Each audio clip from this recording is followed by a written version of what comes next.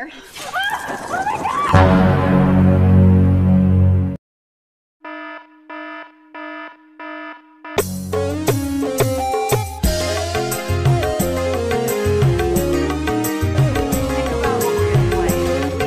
Diangkat dari kisah nyata, cerita akan diperlihatkan pada seorang bernama Aaron Ralston, yang akan menjalani hobinya ketika liburan tiba, di mana hobinya tersebut adalah mendaki gunung dengan ketinggian lebih dari 14.000 kaki, atau 4,3 km hanya seorang diri. Sesampainya di lokasi yang dituju, ia pun beristirahat dengan mendirikan sebuah tenda bersama traveler yang lainnya.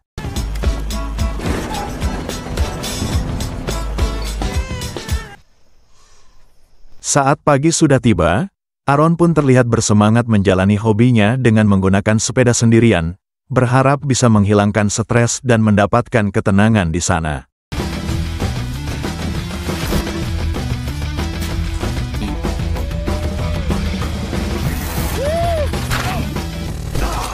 Ketika Aaron terjatuh itulah, salah satu sebagai bukti untuk meyakinkan kita bahwa hobinya benar-benar sudah melekat pada jati dirinya, bukannya menyempatkan waktu dulu untuk mengecek keadaan, ia malah semakin bersemangat lagi untuk mengayuh pedal sepedanya.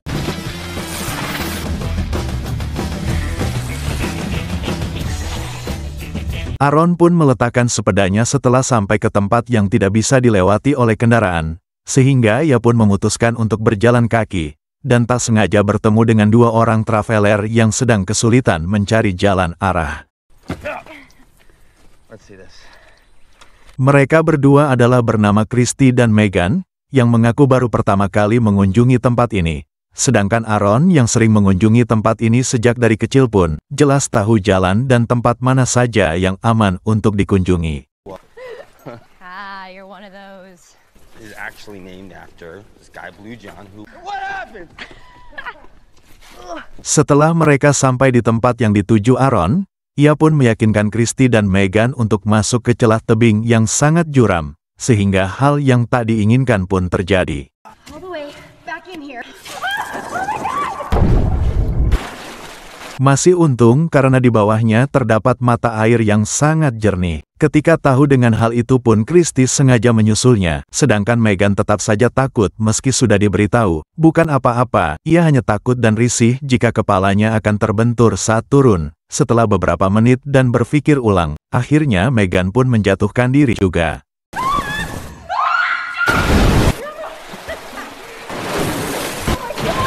Setelah puas berenang, mereka berdua pun yang gak tahu arah jalan pulang meminta Aaron untuk mengantarkannya. Sementara Aaron sendiri akan terus melanjutkan perjalanannya untuk menelusuri setiap sudut tempat ini.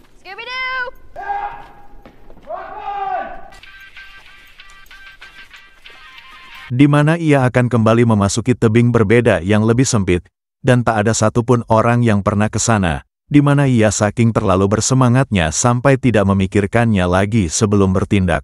Alhasil Aaron pun tak sengaja terjatuh hingga tangannya terjepit dengan sebuah batu besar.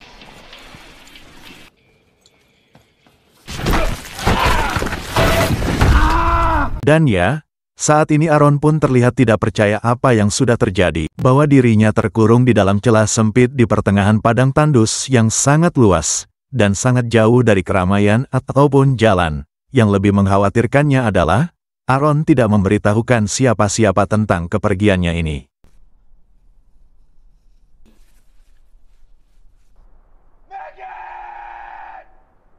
Daripada diam tak karuan, Aaron pun mencoba menarik tangannya agar bisa terlepas dari batu tersebut. Meski ia berulang kali melakukannya, namun rupanya tetap mustahil untuk keluar dari penderitaan tersebut.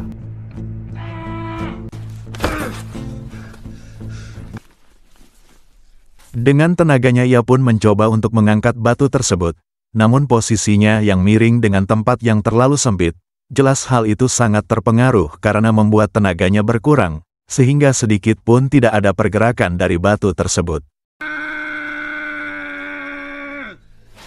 Masih tak menyerah, Aaron pun terus mencari cara dengan menyenggol-nyenggolkan badannya pada batu tersebut, namun nampaknya cara itu masih belum juga berhasil. Pada akhirnya Aaron pun merasa sangat kelelahan, dan berteriak memanggil Christy dan Megan yang mungkin saja belum jauh dari sana.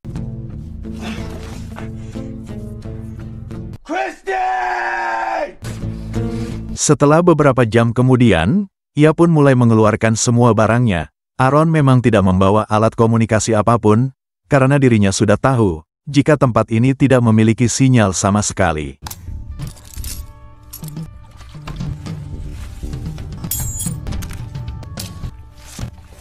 Dengan tenangnya Aaron melihat satu persatu alat yang dibawanya. Di antara semua benda miliknya, cuma hanya pisau yang kemungkinan bisa membantu, dan mulai mengikis batu tersebut berharap cara itu berhasil.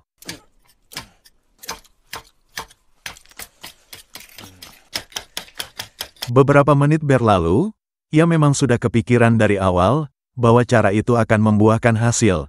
Namun karena tekstur batunya yang sangat keras dan besar, jelas hal itu akan memakan waktu yang sangat lama sekali untuk bisa melepaskan tangannya, apalagi persediaan makanan dan air yang minim, yang akan membuatnya semakin menderita apabila mengandalkan cara ini. Meskipun begitu ia tidak ada cara lagi selain terus melakukannya. Lebih apesnya lagi saat jari-jarinya mulai gemeteran dan kelelahan, membuat pisau itu pun jatuh di permukaan yang cukup dalam, sehingga Aaron pun membuatnya kembali berpikir ulang, untuk mencari cara agar bisa menggapai pisau tersebut.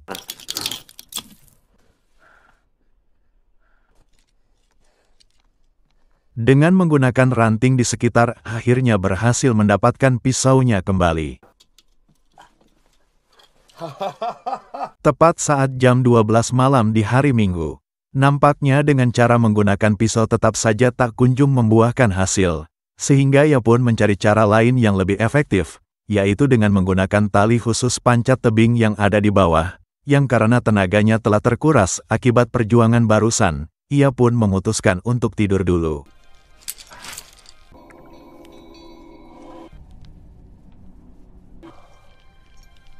Di saat Aaron bangun itulah, dirinya pun teringat dengan sang ayahnya di waktu kecil ketika beliau sering membawa Aaron ke tempat ini, sekaligus orang pertama yang membuatnya hobi berpetualang. Ketika memikirkan tentang ketidakselamatannya itulah Aaron pun membuat sebuah video, untuk meminta maaf kepada kedua orang tuanya, dan berharap jika suatu saat nanti akan ada orang yang menemukannya, jika nanti dirinya tidak selamat. Di mana Aaron pun berteriak meminta tolong setelah melihat pasir jatuh, dan mengiranya di atas sana ada seseorang, tapi ternyata pasir tersebut hanyalah yang tertiup oleh angin kencang, sehingga percuma dan membuang energi sajalah ia berteriak.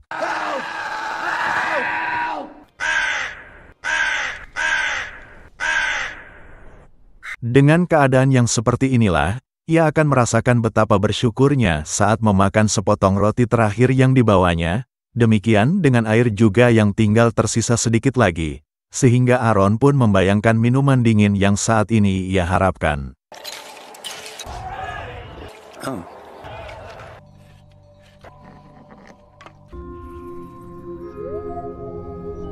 Singkat cerita, hari ketiga pun tiba, kini Aaron pun selesai membuat rakitan tali untuk mengangkat batu tersebut, dengan cara kerja menggunakan tubuhnya sendiri sebagai pemberat untuk mengangkatnya. Namun setelah mencobanya beberapa kali, cara itu juga masih tetap sama gagal.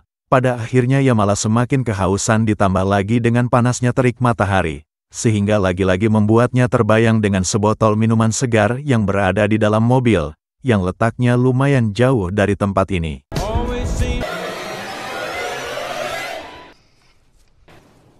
Setelah menghabiskan sisa air minumnya, Aaron pun terpaksa mengisikan botolnya dengan air kencingnya sendiri, yang pasti untuk jaga-jaga apabila kehausan terus menghantuinya. Teruntuk masalah batu, Aaron juga sebenarnya sudah tahu, bahwa batu tersebut sangatlah besar dan berat, tidak memungkinkan bisa mengangkat batu itu hanya seorang diri.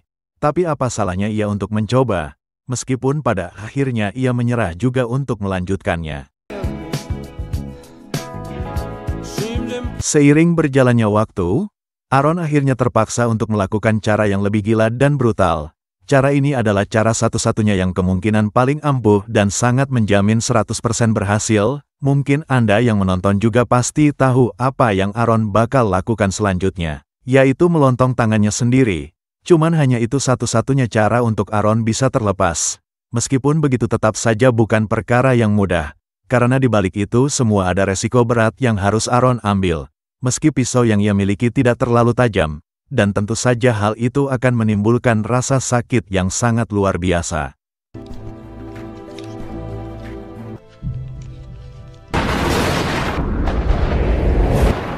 Belum juga Aaron berhasil menyelesaikan tugasnya, muncullah badai dahsyat menghantam lembah disertai hujan deras yang membanjiri area tersebut. Sehingga Aaron pun terjebak di dalam genangan air yang memasuki lubang itu.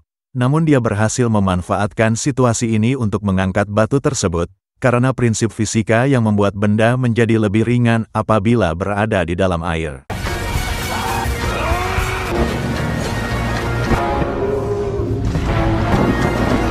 Akhirnya, Aaron berhasil melepaskan diri dari mimpi buruk yang menghantui pikirannya. Dengan cepat ia pun berlari menuju mobil dan meluncur ke rumah istrinya yang telah lama ditinggalkan. Di depan pintu rumah Aaron berteriak meminta tolong, berharap seseorang akan segera membukakan pintu untuknya.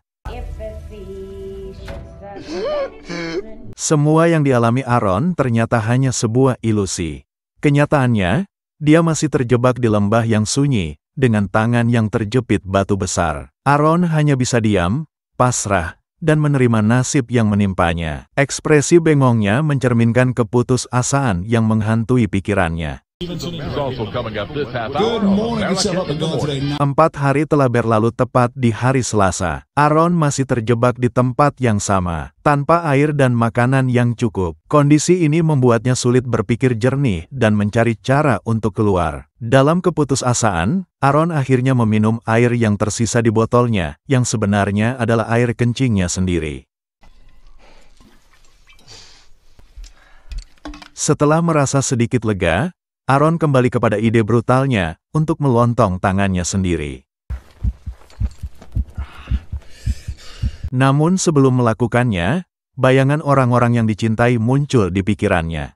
Ia melihat ayah dan ibu yang selalu mendukung, istri yang dicintainya, keluarga besar yang selalu bersamanya, ponakan yang lucu, dan teman-teman baiknya yang selalu setia. Aaron sadar bahwa selama ini ia telah menyia-nyiakan waktu yang berharga bersama mereka. Ia jarang mengunjungi atau bahkan menanyakan kabar mereka, terutama istrinya, yang telah berbulan-bulan tidak ia temui sejak pertengkaran hebat yang terjadi. Perasaan menyesal dan bersalah menghantui hatinya, membuatnya bertanya-tanya, apakah ia masih memiliki kesempatan untuk memperbaiki hubungannya dengan mereka.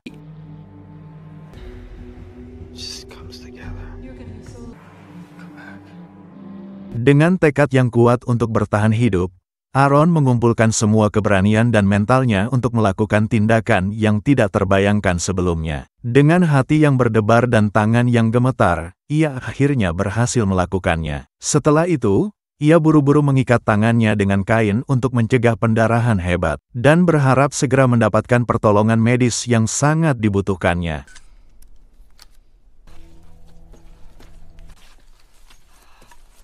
Setelah berhasil keluar dari tempat yang mengerikan itu, Aaron langsung mencari sumber air untuk memuaskan dahaganya yang sudah tidak tertahankan lagi. Ia menemukan sebuah mata air dan tanpa ragu-ragu ia langsung meminumnya, tidak peduli apakah air itu kotor atau tidak. Yang penting, dahaganya bisa terpuaskan. Tak lama setelah itu, Aaron melihat sebuah keluarga yang sedang berpetualang di dekatnya. Dengan langkah yang lemah, ia berjalan menuju mereka dan meminta pertolongan.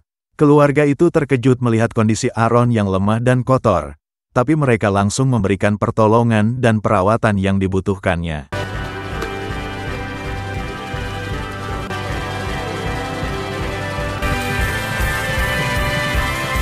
Akhirnya, Aaron berhasil selamat dari maut dan kembali bersatu dengan keluarga besarnya. Mereka semua datang berkumpul bersama, penuh dengan kegembiraan dan rasa syukur. Aaron juga berbaikan dengan sang istri, yang telah lama terpisah karena pertengkaran.